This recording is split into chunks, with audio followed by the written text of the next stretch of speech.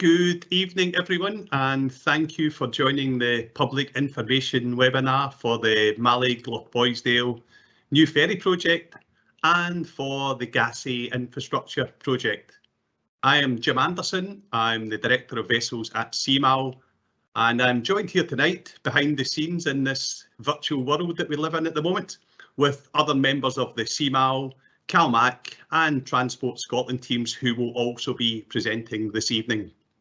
I'd like to welcome you all to this event. I hope everyone is well and thank you for taking the time to join. It is very much appreciated. We are holding this event virtually, as we can all see. However, for future events, we do hope that we'll be able to see you in person in the coming months. The purpose of the event is to inform you of the developments to date and to seek your views at this very, very early stage of the development. The webinar will be an introduction to both projects and will be approximately 1 hour with time for Q&A within the session. We have a dedicated project page and you can find that at www.cmassets.co/project/Mallaig Lochboisdale. And the recording of this presentation will be made available on the CMAL website and on the CMAL YouTube channel. There'll be a Q&A session at the end of the presentation, and that will be conducted by myself, and I will field the questions, but I'll hand them over to the relevant people within the organisation. Please type your questions into the chat box at the right hand side of Teams. Hopefully that's very, very clear to everyone where to do that. So if you start to type in there, the team behind the scenes will start to look at this and take care of your questions. It's optional when you post your question whether you use your name or whether you post as anonymous. Any questions we don't manage to answer this evening, and that depends on the volume of questions we receive, will be added to our Q&A document. And that's very, very similar to what we've done with previous projects, particularly on the Isla project, where we did a series of these webinars. So you can have a look at that if you can find the time, and you can see the format and how we go about that with the question and answer. So you can do that, and we'll upload that onto the websites. If you have any other further questions following the Q&A session, please email us at the dedicated inboxes. For the new vessel, it is MLNV, which is Mallaig Lochboisdale new vessel at cmassets.co.uk. And for anything on the Gassy infrastructure project, please email us at gassy.project@cmassets.co.uk. So thank you for all your time. And with that, I am now going to hand over to Mark Hoskins. Mark is a project manager at Transport Scotland. Also worked with us and CalMac on the Isla project. So I'm going to now hand over to Mark, who will then run through some of the slides from Transport Scotland. Thank you very much.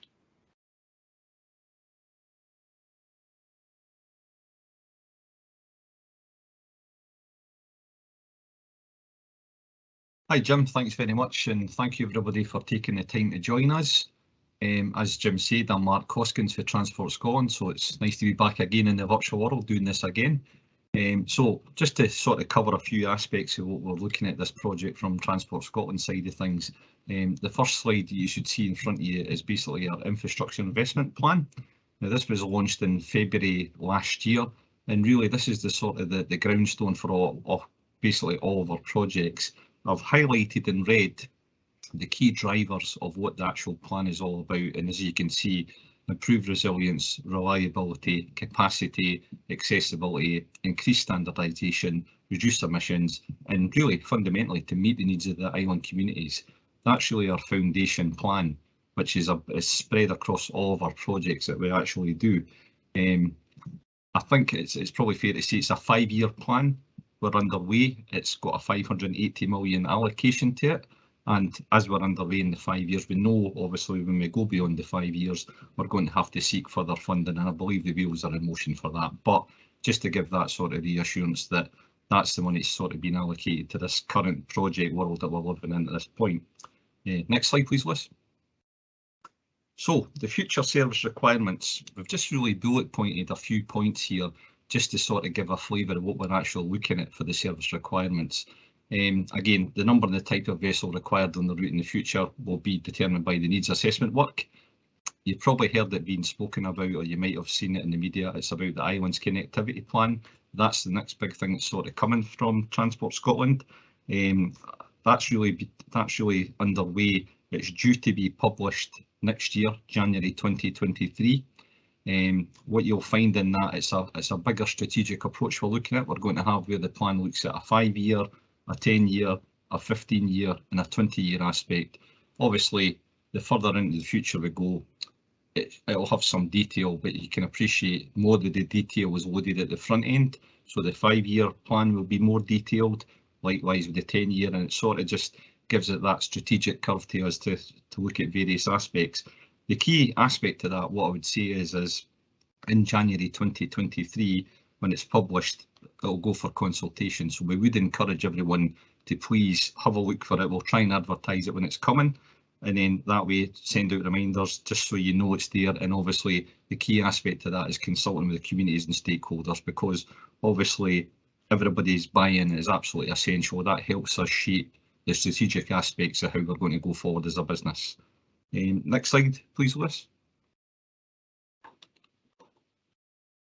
So this slide here was just to give everyone a sort of a sense of the project decision making process. Within Transport Scotland, we have a board of directors, and basically they are there to obviously ensure the value for money, the quality assurance and various other aspects are all covered within our business cases. So as you can see, basically what we've done here is I put the 3 key bullet points are at the bottom of this slide. It just gives an initial flavour of how the actual decision making process works through the various stages. So we're currently highlighted at yellow because that's the stage currently this particular project is at. We then move through stages 2, 3 and 4 through the duration, a period of time and through various steps and stuff. But the key aspects, as I said, is the bullet points here. So TS approval of the business case is required to move into stages or phases 2, 3 and 4. So really, in a sense, this is every stage I have to take with the tripartite arrangement up to the Transport Board of Directors, just to ensure that the Scottish Public Finance Manual criteria is being met, and as well as obviously the quality assurance aspects are all there before approval can be given. We've done a gateway review. Don't know if you've heard about these things, but these are where we bring an independent in to review the stage of the project, just to see what they can offer up in way of to ensure that we're covering everything. And it's like that everything in life. It's always good to have an independent pair of eyes just casting it over, just to ensure we're on the right path. Thankfully, I'm pleased to say that the first gateway review was completed and conducted, and we got quite a positive feedback was received for that. And lastly, the Transport and Investment Decision Making Board, it has reviewed the strategic business case, and I'm pleased to say that it just actually got approval. So we are now looking to move on to the second phase of this, which, as you can see, there's development. The idea of that is what will happen is we'll move through to what's called the outline business case, and the contents here for everybody to read. I'm not going to take everybody through aspect, but the bottom line is it will be a lot of consultation engagement with stakeholders and communities, because this is where we fundamentally drop a suite of feasible options. And again, the feedback and consultation and engagement for stakeholders is absolutely key in drawing up these options to ensure that we get the best option out of what everybody's looking for. So that's fundamentally that slide. Next slide for me, please, Liz.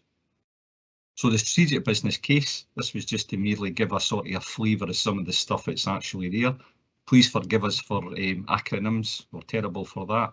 The strategic content, NTS, NIP, Ferries Plan, VNRDP, you'll find a lot of that. To try and help everybody with this, when we come to the end slides, I'll put some web links in to actually give you a bit of a chance to try and click on it, read more about it if you wish. But fundamentally, the strategic business case itself, that's the key elements that sort of looked upon in the business case that we cover. Case for change, reliability, resilience, accessibility, very much a key thing in all of our things. It's probably fair to say Some of them are actually transferable to each stage of the business case, and some are more strategic and sort of socio-economic at the start, and then we start getting into the sort of the operational aspects and requirements as we need. But it was just to sort of give everybody a sense of what the business case is looking at, and as I said, there is web links at the back end of the presentation from my side, just to feel to click on, just for a bit of reading, and just feel free to have a perusal. If you have any questions, we're happy to take them. And again, if you feel you want to write and ask some questions, we're more than happy to try and answer what we can. Next slide, please, Liz. So the project scope of this particular project. So when we started out in this particular project, it was Mallaig, Armadale and Lochboisdale. But further as we got into the project, we realised that the Mallaig and Armadale became out of scope. Now, the reason for that is fundamentally, you'll probably see there is some tonnage coming into the fleet.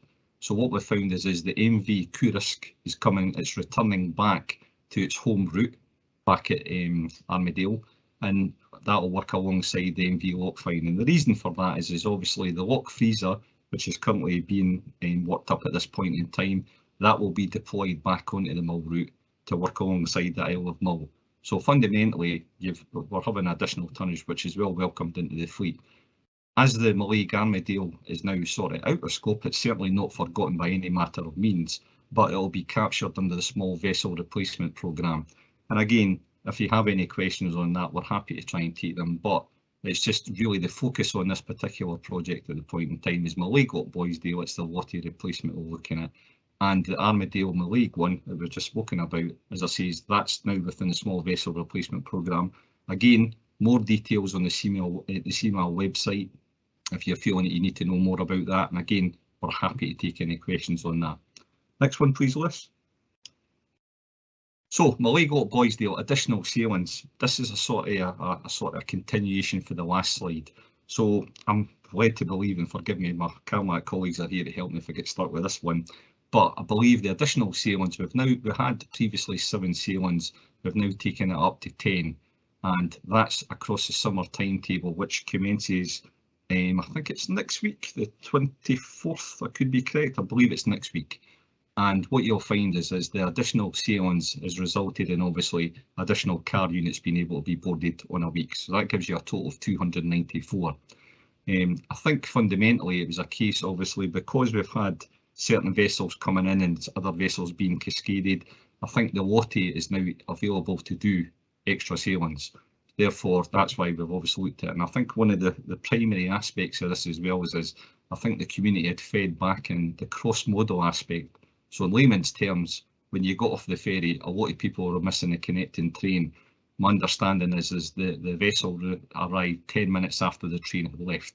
No ideal in any situation for anybody. So hopefully we're kind of hoping, and I think we've checked into this, we certainly have the details on the times and that, but my understanding is now that with these additional sailings, that problem of people missing trains is now gone. So hopefully the community can feed back to us. I believe the CalMac had informed us that the feedback from the community was well received. It's been published. Everybody seems quite content, but again, we'd be keen to hear how that's actually working out for everybody. Future provision. So part of this project, again, it's all really about community engagement and stakeholder engagement. Is we're sort of currently forecasting the new vessel possibly to have between somewhere 250 to 350 passengers. Again, as I've just said earlier on, the strategic business case has only just been approved. We now move to what's called the outline business case. This is where a lot of the work will be conducted and analysis will be conducted. And very much, as I said earlier, the actual engagement aspects of the community and stakeholders is a key aspect in drawing up this suite of options. So again, when you have the opportunity to comment, please let us know, and you will have that opportunity. We can assure you. We've done it with Isla. We found it was very successful with Isla, the community engagement, and again, we're looking to replicate that in this particular project as well. Next slide, please, Liz. So as I said earlier on, there is a lot of acronyms out there. There is various projects there. We are limited on time. I'd love to sit and talk all night to everybody. Certainly harder than a virtual word, I have to say. But everything's there and it's detailed in the various web links, the strategies, the Iowans plan, the infrastructure investment plan, and like I said earlier on about the Mallaig Armadale, that's captured in the small vessel replacement programme. Again, feel free to click on these and access these and have a read through them. And if you have any questions, as I said already, feel free to drop us in here. And if we can't answer it here, be happy to try and do it through the designated mailbox that we have. So really, other than everything that's there, I hope that's given a bit of an insight from a Transport Scotland perspective, how we're sort of interacting with this project. And again, lovely talking to everybody. And Jim, I'll hand it back to yourself. Thank you very much.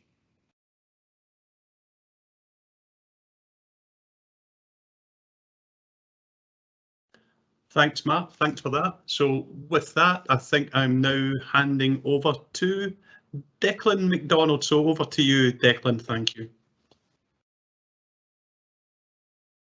Thank you very much, Jim, and welcome everyone. My name is Declan MacDonald, and I'm a Technical Superintendent at Caledonia Maritime Assets. I've been working at CMAL for almost 6 years now, and I've got a background in naval architecture. And on this project, I'll be working alongside Jim Anderson, who is the Director of Vessels at CMAL, who we just met. On a personal note, I just want to say I'm really excited to be involved with this project. My dad is from the Isle of Erskine, and we use this route regularly, so I really look forward to engaging with all of you, and hopefully in the near future we'll be able to present and meet with you all in person. Next slide, please.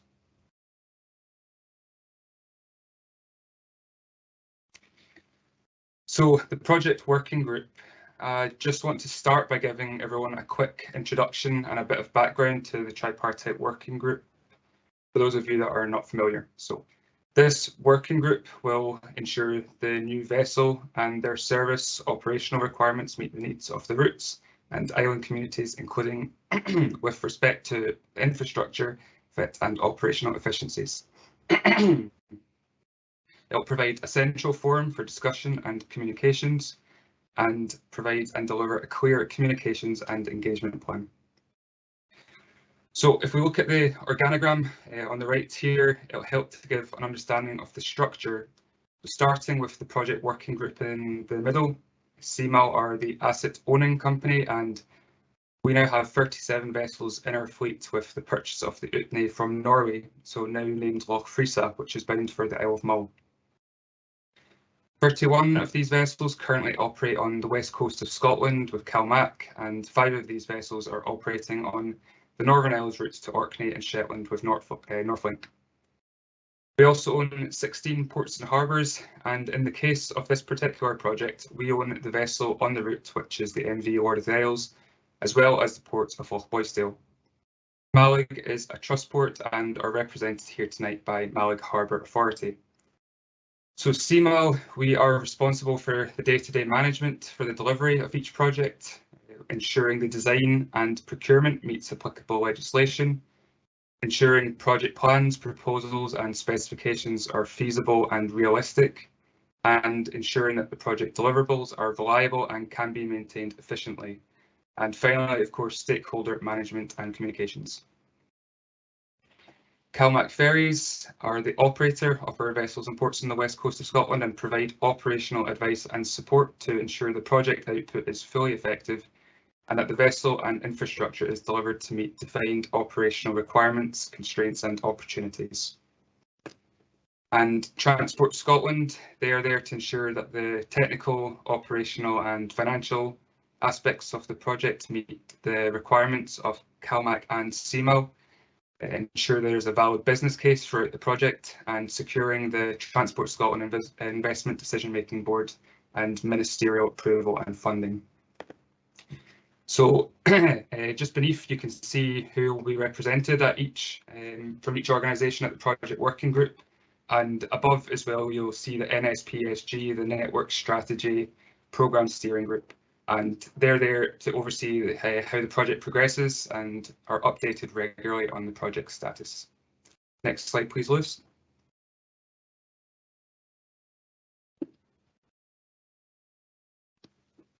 So moving on to the vessel side of things, the new vessel will replace the MV Lord of the Isles on the route, which you can see on the right here. It's a fantastic picture of the vessel, and thank you to Mark Nicholson for this. So as mentioned, the intention would be that this will now be a Mallaig Lochboisdale only moving forward route, and my colleague Campbell will speak to you shortly on the infrastructure development works being proposed for Lochboisdale and the port of Gassy, which is just along from the existing port. The Lord of the Isles itself is now 33 years old after being introduced in 1989, and this became a permanent route back in 2016. So the vessel will be designed based on service route limitations and future demand forecasting. So CalMac have produced a number of demand forecasts for the route, which tell us about the future growth expected, and Transport Scotland have just touched on this. So we're designing a vessel for the next 30 years, and this is something that we have to consider. So the vessel will be designed primarily for this route, but we also need to consider secondary ports in scope and any limitations there with depth, vessel approaches, pier structure, and I'll touch again on this a little bit later on. And finally, the project is in its early stages and will be further shaped through consultation with the community and a business case. Next slide, please, Lewis. So what stage are we at the moment with the project? At the moment, we are at the strategic decision-making stage, that's the SPC. So that's been submitted to the IDM board, and as Mark has just mentioned, we have received some good news on that last night. So following on from this IDM board decision, CMA will proceed to tender for naval architecture consultants.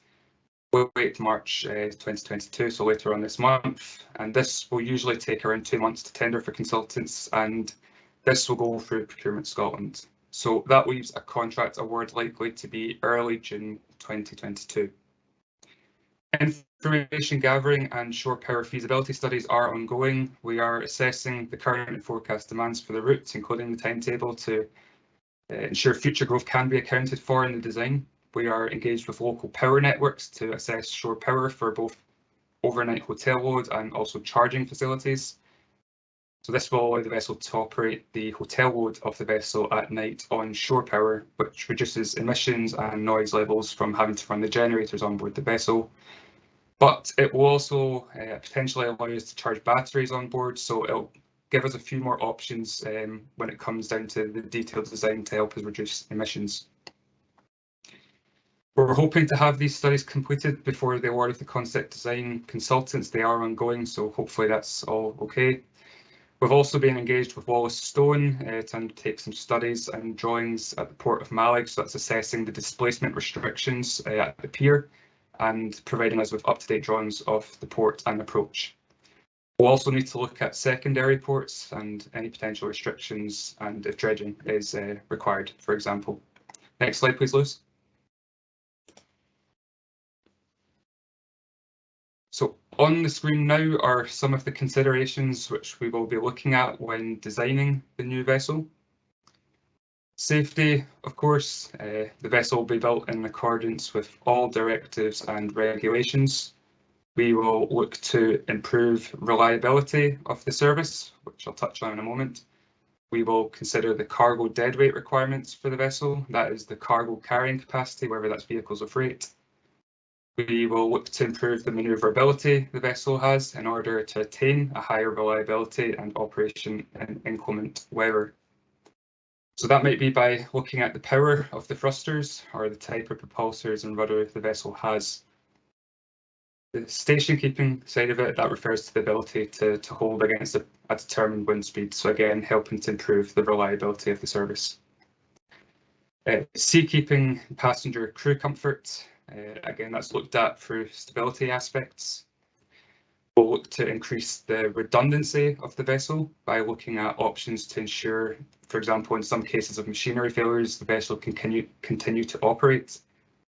We will look to optimise the vessel hull form for optimum efficiency, and of course look to decrease emissions where possible. As with any design spiral, a number of these are all interdependent on the other, and that needs to be considered in the decision-making process. We will try and explain the rationale behind our decisions to you as best as we can as the design develops. Next slide, please, Lewis.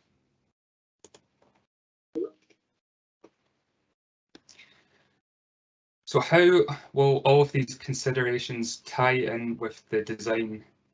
In general terms, we will start by looking at the main particulars. So that is the length, the beam, the draft, the displacement of the proposed vessel, which will then feed into the hull design and the performance assessing powering requirements.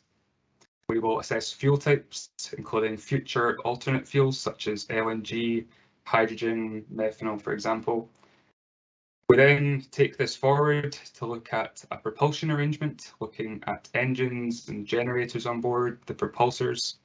We'll also look at the superstructure arrangement, and we'll take into account the number of passengers on board, the internal and external seating, retail offerings, and any other designated areas. We'll also be looking and working with accessibility panels to ensure the vessel complies with accessibility legislation and best practice. That includes DIPTAC, which is a UK standard, MAX, which is the Scottish standard, and we'll get guidance from the MC as well on the way. It's probably just important to note as well that we have, of course, been looking at this with our previous new builds going all the way back to the Loch Seaforth. So this is just a general overview, but there are, of course, some other areas which will need to be considered, such as number of crew, but that will all be explored more once we get into the design. Next slide, please, Luce.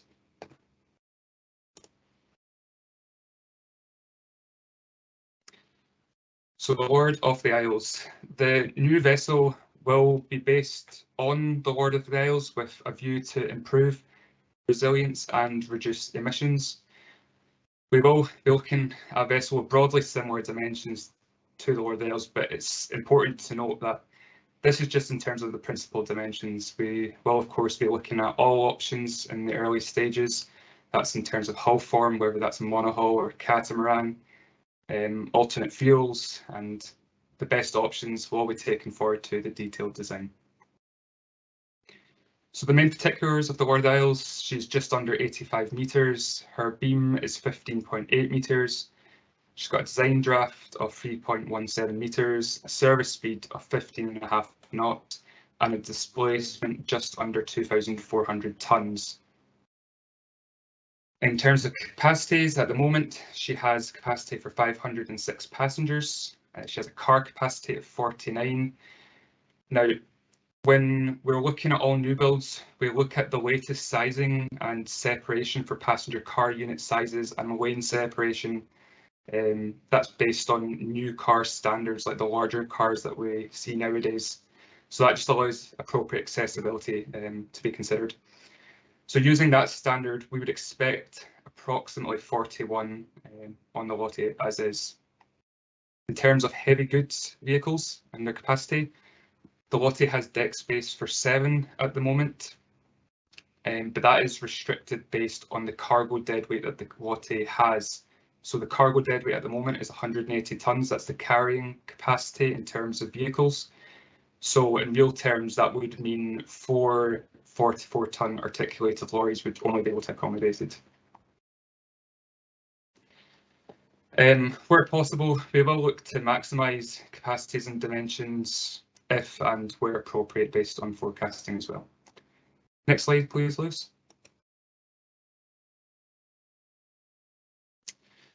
So the vessel will be designed for the current route profile, as I've mentioned, that is Mallaig Lochboisdale.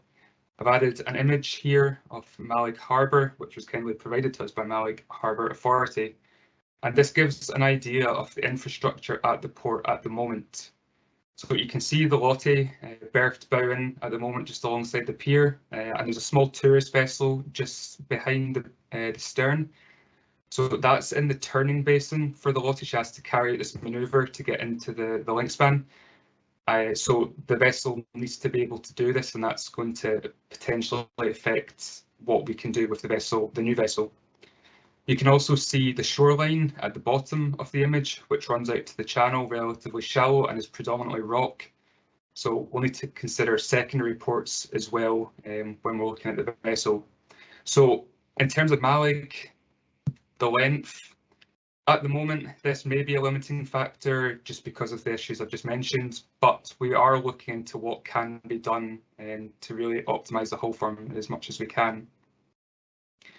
In terms of the beam, again, we're still looking into this and there may be scope to increase slightly. But again, we need to consider the link span limitations with the berth just to the left. As you can see, they're all fine. It's just sitting alongside next to it. So that's something we need to consider. The draft, as mentioned, is approximately 3.2 metres just now for the Lottie. But there is scope to increase this at Mallaig and the port of Gassy. So we'll assess this in the concept design phase to see if we can really optimise the hull form, and we'll look at dredging if appropriate at secondary ports as well to ensure it can fit. The displacement, we have commissioned a study into the Mallaig pier constraints on the max displacement of the vessel that can be accommodated, and we're hoping to receive this shortly. And just another potential issue as well as mooring arrangements, so we'll have to consider existing mooring arrangements at the existing berth, which might affect things like gun ports and equipment on board. So just some of the potential limitations that we'll have to work with at the moment, but again we will be exploring all of these to really try and benefit the design as much as we can. Next slide please, Lewis. Okay, so finally moving forward and how we hope to progress the project. At the moment, we are at the information gathering stage. That is still ongoing, and we're hoping to have this completed around May with all the other studies. The public information webinar happening at the moment is just the first stage of our communications plan. We're hoping now to issue the Naval Architecture Consultants Notice by the end of this month, the end of March.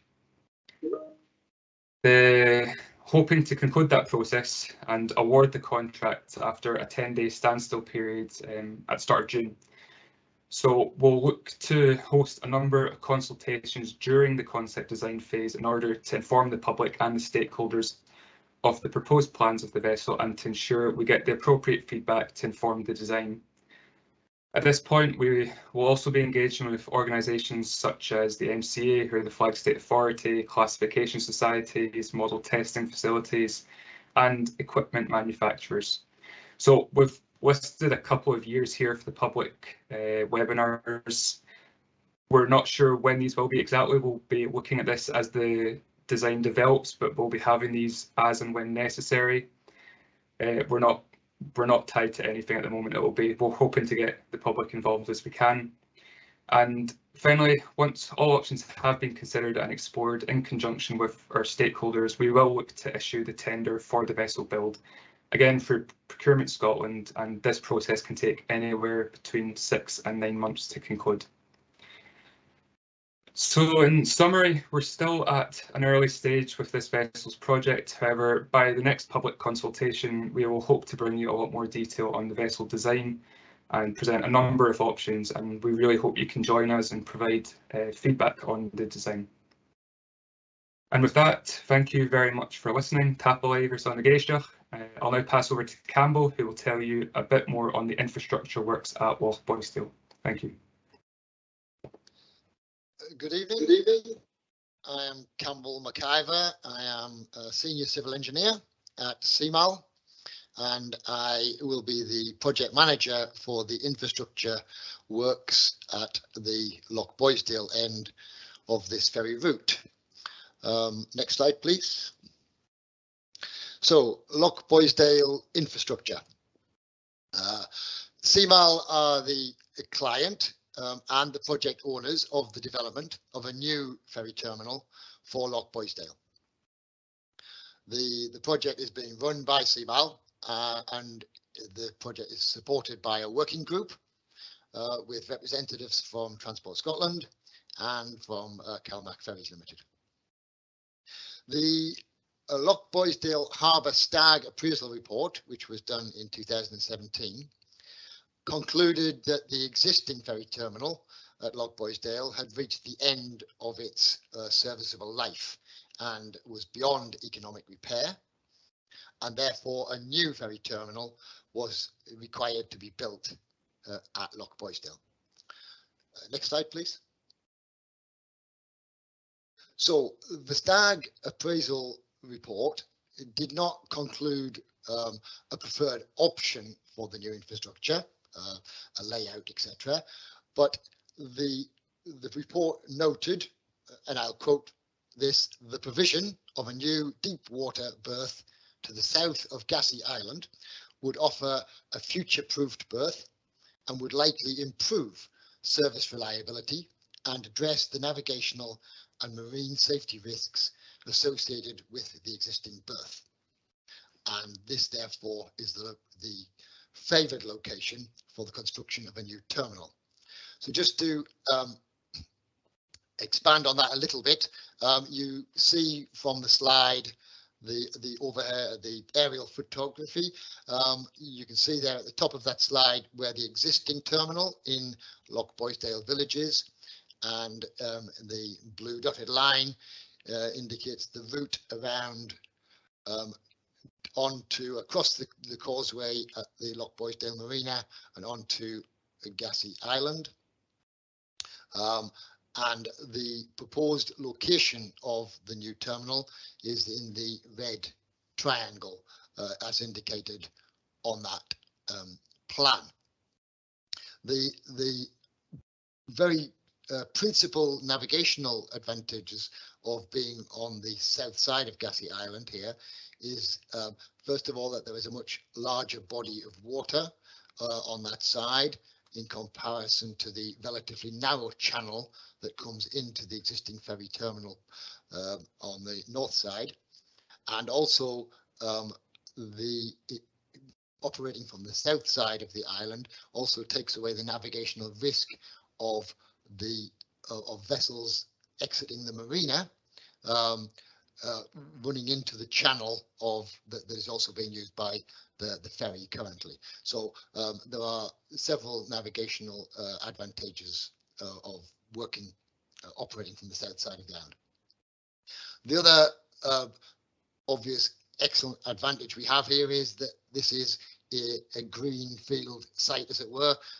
We have a new location with adequate space to develop a good new ferry terminal. Next slide, please. So this new ferry terminal at Gassy. The terminal will be owned by CMAL and operated by Calmac Ferries Limited, Harbours, on behalf of CMAL. The development will consider the need for a second berth at the terminal. It will have improved terminal layout and enhanced marshalling capacity. In fact, significantly enhanced from what is available at the current Lochboisdale. It'll include a new larger terminal building and will have enhanced provision for sustainable and active travel links. Now, as the client, CMAL are responsible for progressing this project through to the next stages of the process, which is namely the outline business case for presentation to the Transport Scotland Investment Decision Making Board, and then onwards to subsequent detailed design, procurement and construction. So the outline business case process, which takes moves on forward from the STAG report and looks at the various options of layouts and configurations of the port, and then analyzes those, and the outline business case process ends with deciding upon a preferred option, which would then be taken forward for approval to the Transport Scotland IDM board, and then onwards through detailed design, procurement and construction.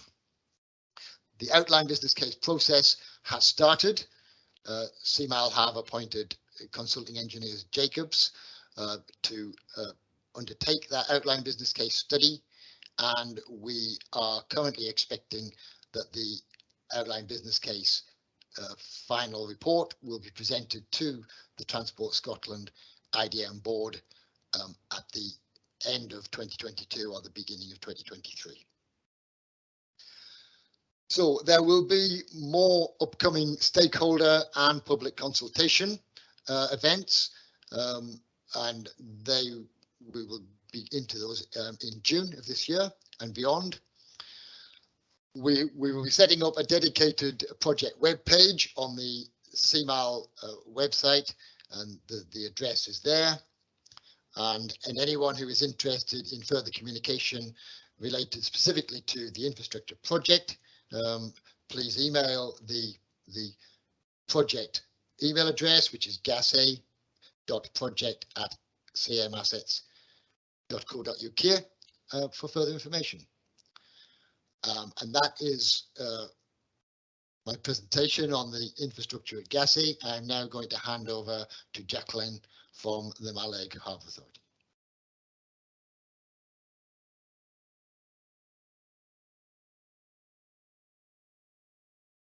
Evening, everyone. My name is Jacqueline McDonnell and I'm the Chief Executive of Mallaig Harbour Authority. I just want to say a few words about what is happening in Mallaig. Next slide, please, Lewis. So at the moment, we have longer term aspirations for new ferry infrastructure, and the picture that's on that slide shows what our preferred option in the master plan was. And also we've been through a stag appraisal, and one of the preferred options in the stag appraisal was very similar to that. However, you'll see from the picture in the bottom there that actually that only has berthing for one ferry, possibly two, and Mark and Declan have both mentioned previously that the route has now been split. So the Mallaig Lochboisdale route has been split from the Mallaig Armadale route, which means that we are likely to need berthing for more than one or two ferries. So it's going to take us a little bit of work to go back and revisit our plans. So the reality is that actually our longer term plan is going to take at least 10 years to achieve by the time we've done that work, put together the funding package, gone through all of the permissions and everything that we need. So in the meantime, we're looking at some shorter term improvements to the existing infrastructure that we have. And with the split of the Mallaig Armadale and the Mallaig Lochboisdale route, we know that we are going to be busier in terms of the number of ferries coming in and out on the day, and also that we need a bit of extra space to be able to marshal separately the vehicles for the Skye ferry and for the Lochboisdale ferry. So this summer we're creating 3 additional marshalling lanes which will allow us to make that separation. We're also working on a project at the moment within our outer harbour, which will allow us to deepen the outer harbour a bit. We'll create more berth space, create more quay space, and it will create a dedicated layover berth for the ferries, because if we have the Carusk and the Loch Fyne and the Loch Nevis and potentially the Brewster sometimes of the year as well, we don't have the space to berth all these ferries at the moment, so that's a priority for us. We're also looking at trying to consolidate freight services. That's particularly important for the small isles. But at the moment, those of you who have been in Mallaig at the terminal will know that it's a bit of a mishmash of things going all over the place and containers and various bits and pieces. And as freight is getting busier on the small isles, we need to do something to address this. The last thing that we're doing in the short term is we are currently working with Wallastone and CMAL on an options appraisal for further improvements, which may include port facilities. So we recognise actually that the terminal building and the freight facilities and everything else are not really fit for purpose as they stand at the moment, and that there are minor improvements when you look at them in the context of the longer term aspirations that we have that could be done quite easily and quite quickly, although not in time for next season, but maybe the season after, to try and make improvements and to make the port more welcoming and easier to navigate for everyone. So whilst we do have our longer term aspirations, we would like to achieve that. We're realistic about the fact that at the moment the vessel replacement is likely to happen before those things can happen, and therefore the way that it's been brought forward with the vessel being designed to fit the existing limitations is really the only feasible way for things to move forward at the moment. Thanks.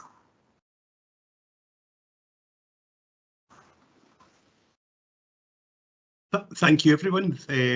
Just to let everyone know, we had 58 attendees today, the meeting. We've now dropped off to 55. So there are a number of questions, and I'm obviously looking at the time here, and it's just, what, 13 minutes to 8 o'clock. So I think we'll go through as many of these questions as we can, and any that we cannot answer, we'll obviously follow up with on the Q&A on the website. So the first question here, and I'll read this out, Mark, but I'll pass this one over to you if that's okay. Will there be a retail space on board rather than just the coffee cabin convenience items? It seems like a lost opportunity that on longer routes such as this, with a captive market, there is no longer a shop which could be used to sell island products, for example, gin, whiskey, salmon, etc., especially in the busy summer months. Could this be given a run as a pop-up by local communities? Gin testing, etc., would be a great earner in the summer. Okay, thanks very much, Jim. Alec, thanks very much. It's a great question, and again, what I will say to you is it's a bit early at this point in time. Obviously, we need to consider all aspects, but particularly feedback and questions like this that you're raising is absolutely excellent for us. I can't give a definitive answer, but certainly it's something we can certainly take away and look at.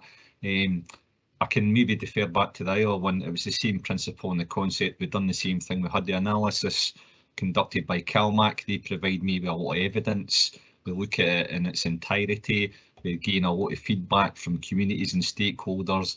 And you can probably imagine, Alec, that there is quite a variance, and one person thinks it should be this, one person finds that, and we really just try and find the middle ground in all this to try and give the best service provision that it suits as many as possible. But certainly, again, thanks for the question. Again, I can't give a definitive answer at this point in time, but certainly something we can certainly look at and consider. It is certainly about trying to enhance the economy of the island. If we can do that by way of the ferries, and I'll not say too much because I don't want CalMac colleagues thinking, well, we can't do that. We will certainly take everything that's put in front of us, discuss it in detail, and hopefully give you a definitive answer. Lauren, do you want to add on that one? Yeah, Mark, can do. So yeah, as Mark says, we can look at all of those factors in terms of how we determine what that retail offering looks like. In terms of the option of the pop-up shop, that could be something that we do look at. For the New Isla vessel, what we've actually got in there as well is a multifunctional area, which provides that opportunity to use that area for different purposes, such as things like that. So it could absolutely be something that's considered. Thanks. Thanks, Lauren. Okay, Jim, back to yourself. Thank you. Okay, next question. I'll give this out to Richard Hadfield. Richard, the question here is the 2012 ferry plan. How has that worked out in practice, and what lessons have been learned? Okay, thanks very much, Jim, and thanks very much, Paul, for your question. So I'm one of the Transport Scotland ferries team, and I'm looking after the Islands Connectivity Plan, which is going to be the replacement for the ferries plan. So although I wasn't involved in the ferries plan itself, I've kind of inherited it. Just as a reminder for everyone, because it has been nearly 10 years now, the main part of the ferries plan, or the two main parts of the ferries plan, were a series of service enhancements, mostly additions to timetables and some additional routes introduced, and also the rollouts of road equivalent tariff reduced fares across the whole of the Clyde and Hebrides network. And those two key objectives have been achieved in the most part. There's one or two of the timetable changes or service changes weren't taken forward, and that was because at a fairly early stage of consultation after the publication of the plan, the views from communities affected was a bit negative, and unfortunately that hadn't been picked up during the consultation on the plan. So those couple of things haven't been taken forward, but predominantly everything else has been delivered. We've actually been looking at producing a report on the implementation of the ferries plan now that it is coming up towards the end of its 10-year period, and hopefully we'll get that out in the course of the year. Specifically for this route in Mallaig Lochboisdale, of course, in 2012, when the ferries plan was published, the Mallaig Lochboisdale route didn't exist. Lochboisdale was served from Oban and combined with services to Barra. And I know that was something that neither community was that keen on. And the ferries plan did say we would look at the reintroduction of the Mallaig Lochboisdale service when opportunity arose, and that opportunity did arise around 2015 once we got new tonnage in the fleet, with the Loch Seaforth being delivered for Stornoway and the Cascade of the Isle of Lewis. CalMac looked at a few options, brought them to Transport Scotland, and one of the options included the Isle of Lewis going on to Oban Castle Bay, where she now is, and freeing up through various other movements around, freeing up the opportunity to bring the Lord of the Isles onto Mallaig Lochboisdale, and that was introduced from 2016, clearly meeting an aspiration that had been within the community for quite a long time. Though, as we've seen from some of the other comments and the other questions, you know, it still has its challenges, and those are some of the challenges that we'll be looking to address through this vessel replacement project. In terms of lessons learned, a couple of thoughts there on the RET side, and we can pop this into the Q&A answers document. There was an evaluation done of road equivalent tariff just a couple of years ago in a report published. I tend to get my dates wrong. It's either 2020 or 2021, but it's recent. And in terms of the routes and services work, there was a series of community needs assessments undertaken using a methodology that was developed for the ferries review and for the ferries plan. And that focused primarily on things like the number of sailing days, the length of sailing day, the number of crossings, depending on the length of the route. And we've had another look at that and also looked at feedback from some of the local authorities like Orkney, Shetland, Highland Council, like Island Bute, who've used our methodology more recently than we have, in fact. And we've made some changes to that methodology. So, for example, it didn't really look at capacity, which is one of the issues that's really come up over the last 10 years. It didn't really look at reliability and resilience. So we'll be looking at those issues as well as looking at the timetabled aspects that were included in the original routes and services methodology. A couple of other things within the Islands Connectivity Plan that weren't really covered very much within the ferries plan. There was a very small piece on investment planning, but we took that forward really through the sort of sister document, or perhaps the daughter document to the ferries plan, which was the vessel replacement and deployment plan. The Islands Connectivity Plan will bring those two things together. And the other thing, we didn't really look at that closely in ferries plan because it was still perhaps not quite the emphasis it's now got today, which is around the whole emissions reduction. And that's something we'll be looking at much more in the Islands Connectivity Plan, and something that we're looking at with each of our vessel projects as well. So I hope that's answered some of your question there, Paul.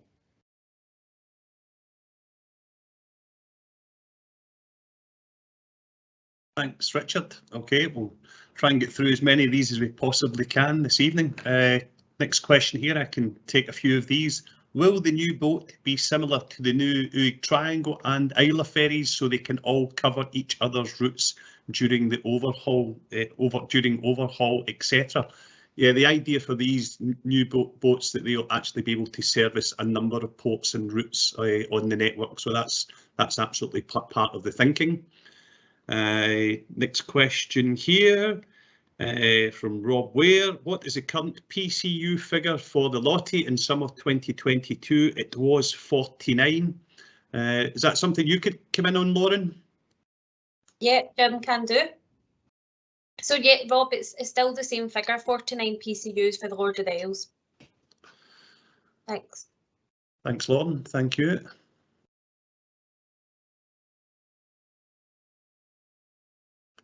Next question here. Will the new ship have a side hoist? Over to you, Declan, for that one.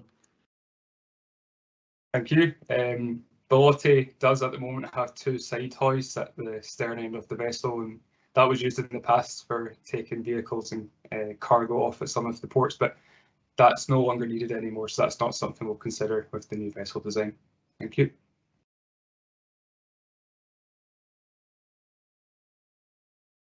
Thanks, Declan. Next question here from Councillor Ian MacLeod. Currently, vessels have difficulty berthing at Mallaig in certain weather conditions. What new initiatives will the new vessel have to improve the ability to berth at Mallaig? But that will be something that we'll be looking at in depth, and it's similar to what we've done with the Islay ferry projects as well, where we've carried out detailed mooring analysis studies, and we've carried out detailed manoeuvring studies as well. So you'll probably have seen that in some of the pictures and what we've done on Islay. So that's we know that the manoeuvrabilities of the vessels here is one of the key requirements. So we don't know what they'll be just now until we start looking at a number of options, and those number of options could be similar to what we're doing here in looking at various, azimuth and thruster type options, or, void propeller type options, but everything will be considered to be, the maximum manoeuvring that the vessel can achieve. So that's part of the planning. Next question coming down, sorry, with me. Next question here, any design reuse carryover from the new Islay vessels?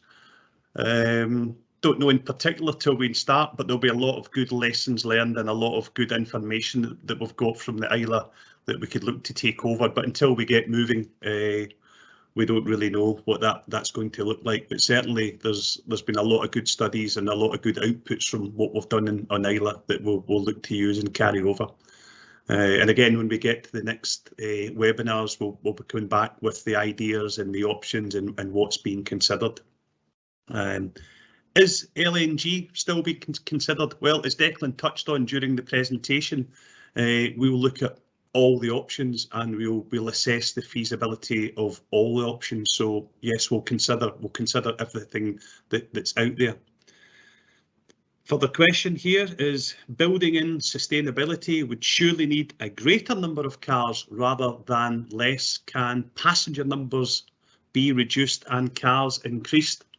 That will be a real challenge to increase the number of cars within the footprint of the vessel that we're looking at, and obviously the limitations that we have at ports, but that will be the goal to achieve the maximum number of cars that we can within the limitations that we've got to work within.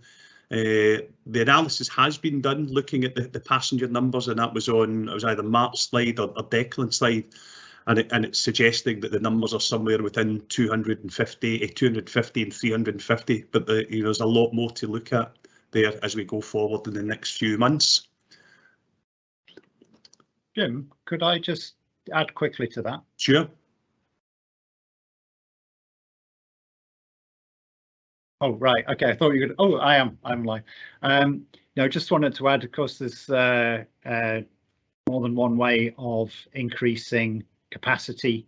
We can do it through larger vessels, or we can do it through increased sailings. And as you've picked up with one of your other questions, Alan, what we're doing with Mallaig Lochboisdale is increasing the number of sailings. So even if the vessel size remains the same, we can get additional capacity by doing more crossings. Thanks. Thanks, Richard. Okay. I'm just having to look at this small screen here. Are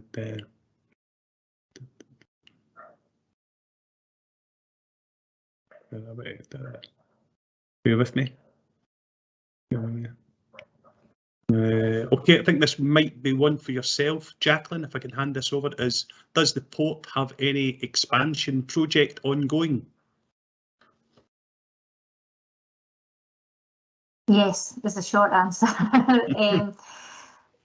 Yeah, we do have plans ongoing, and obviously, as I said earlier on, we're working with CMAL and Transport Scotland to look at all of the options. We need to be sure that any port expansion that we do is fit for purpose in terms of any new vessels and the new routes and things like that. So as I mentioned earlier, when we did the stag appraisal and our own master plan, at that stage the Lord of the Isles was still servicing the Lochboisdale Mallaig route and the Mallaig Armadale route, so we had worked on that basis, and even in the short time since the stag and the master plan have been published, things have moved on. So we need to be sure that if we're going to be investing 100 million or whatever it is, that it's for the right things and that it's going to meet all the future needs. So we need to go back and do a little bit of work on that before we jump into any investment. So I think that's really why this the new vessel replacement is designed to work with the infrastructure that's there at the moment, because we know that it's going to take longer for us to implement any infrastructure improvements than it is for you to build a ferry. Okay, thanks, Jacqueline. Thank you. Question from Donnie Steele here. It is vital that the new harbour infrastructure is developed in a sustainable that supports the community and the stability of the local economy. This takes me back to the breakwater issue. We will never have stability or trust if the slightest wind inhibits the vessel to berth in Mallaig. That's linked to that earlier question there about manoeuvrability of the vessel, and that'll be a big feature of what we're going to carry out when we're carrying out the design studies to bring in a vessel that's as manoeuvrable as it possibly can be. So that'll be a big part of the considerations that we're looking at there, Donnie. Next question we've got here from Paul. Maybe once for yourself, Lauren, to pass this one over. What crew numbers are planned? What improvements in productivity are envisaged? I don't quite know what that means, but anyway, maybe to answer a question around the crew and the challenges with, crew and crew ashore and crew on board and such like. Yeah, no worries, Jim. I can pick that one up. So, yeah, thanks for the question. So, crew levels are quite a complex subject. They're determined by quite a number of factors, so including timetable, service offerings on board. I think there was a question earlier about the retail offering, so all of that impacts it.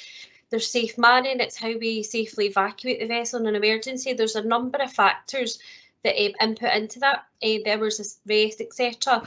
So once all those factors are known, we then will provide an estimate of what those crew levels will be. The starting point usually is looking at what does the current vessel have, and then what do we need from a timetable perspective, and then we build it up from that perspective. In terms of the crew being accommodated ashore or on board, we look at that across all of the projects that we're working on, and is there opportunities for crew to be accommodated ashore? For maximum operational flexibility, it's our preference that crew are accommodated on board the vessel. It allows us to flexibly deploy them in periods of vessel breakdowns or any issues where we need to remove a vessel from service. So from that perspective, that's how we look at it. But in terms of how we will kind of get the improvement in productivity, etc., we can pick that up once we've looked at what those crew levels should be. Thanks. Thanks, Lauren. Okay, so I'm just going through these questions on my small monitor here. It's quite tricky, but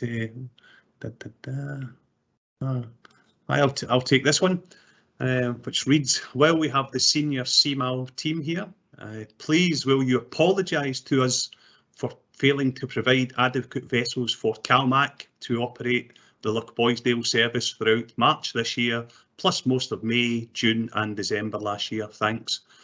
Well, I think we all know the challenges. I'm sitting here actually in my office in Port Glasgow, and there's a couple of ferries just across the road from where I'm sitting that are late. It's well known they're late. It's well known the problems and the challenges. Those two ships have been in service 4 years, and that was part of the the fleet replacement programme. So the vessels are still under construction, but everyone saw the positive announcement there on Friday. That there's be another 2 vessels for Islay, and we're here talking to you about the replacement for the Lord of the Isles. So no, there is a lot that's done. We can understand that people are disappointed that there's not been any new tonnage recently, but there's a lot of people here that's working hard, and we do have the disappointments of obviously what's happened at Ferguson. So hopefully that goes some way to answering your question.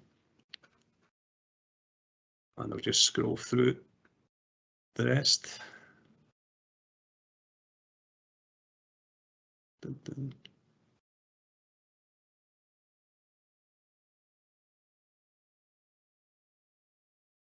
A question here from Rob Ware. I'm just read it out and someone can take it from me. The 2019 Mallaig Armadale Stag envisage works being undertaken at both ports at some point in the future. As we know, Armadale itself is close to the end of its service life. Will Armadale be considered as a port of refuge if weather at Mallaig for the new vessel demands a diversion to Armadale? Anybody can take that tonight? Is that something we need to go away and think about? I'll take that as we have to go and think about that, Rob. No volunteers for that one? I do believe, Jim, just to come in, that it was specified as a secondary port from the statement of requirements from CalMac, so I think it is. Okay. Another question from Paul here. Mallaig, current layout, what is the longest ferry it can work with?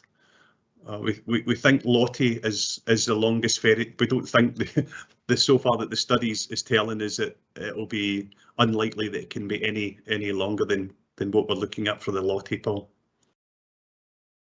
Okay. Some questions. I'll take a few more questions, I think, and then we'll look to answer any that I've missed actually on the Q&A on the website. Will the new vessel have a mezzanine to increase the number of vehicle decks?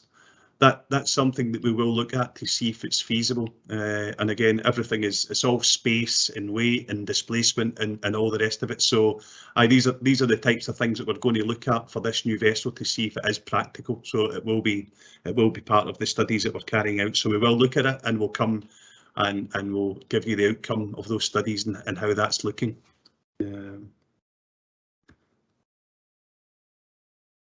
All right.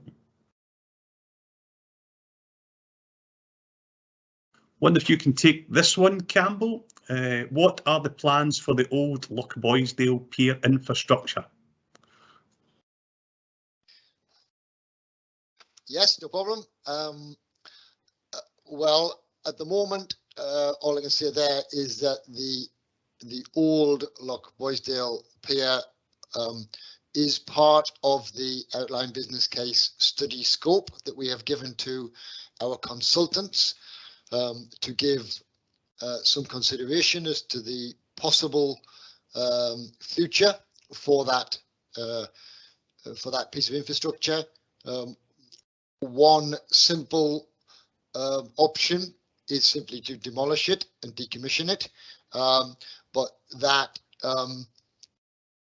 I think we all recognise that in some ways that would be a slight shame, and that there is potential for reuse, and we will be looking at those options. But at the moment, that is not well developed, that part of the study.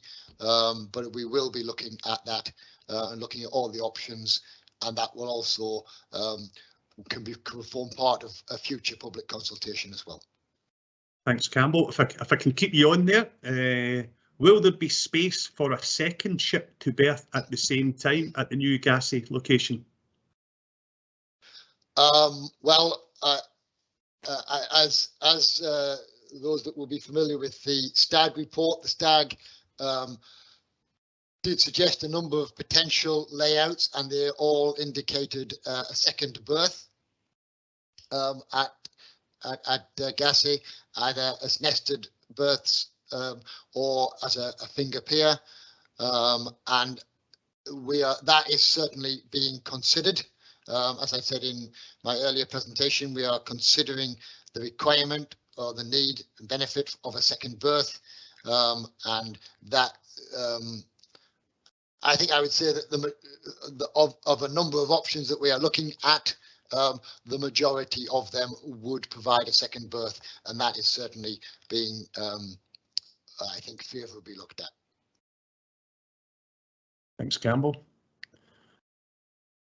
Okay, no, I think we're coming to the end, so what we will do for all the questions that's been asked tonight, the ones that we've answered and any that we've still to answer, we will provide a full comprehensive answer to all questions on our website, and we'll look to do that over the next couple of weeks. It's a test for you, Declan, even though you're spending half your life in Leith at the moment on the Lochboisdale, but no, we'll look to do this as quickly as we can. And please, if you've got any other questions following up from this evening, please email us at the links that's shown on the website. So just like to say thank you everyone for listening in, a good attendance, be it virtual, but no, thank you, and we do appreciate your time and your feedback, and we look forward to the next meeting with you. So thank you very much, everybody. Thank you for attending.